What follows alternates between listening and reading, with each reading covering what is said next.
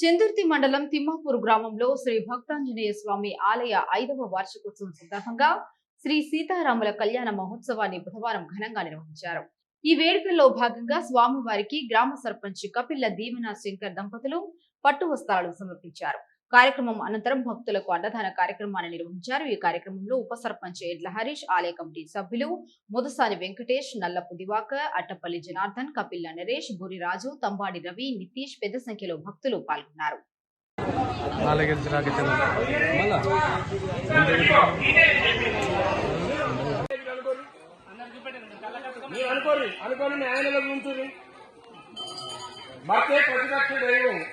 ఇప్పుడు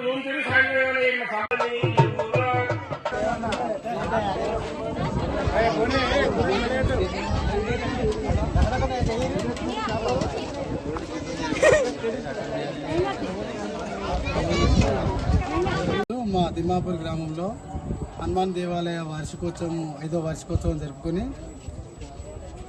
అలాగే రాములవారి కళ్యాణం అంగరంగ వైభవంగా జరుపుకోవడం జరిగింది. ఇందుకు గ్రామ ప్రజలు అందరూ సహకరించి అందరి సహాయ సహకారాలతో ఘనంగా నిర్వహించుకోవడం జరిగింది. రాజన్న సిరిసిల్ల జిల్లా చందుర్తి మండలం తిమ్మాపూర్ గ్రామంలో గత 5 సంవత్సరాలుగా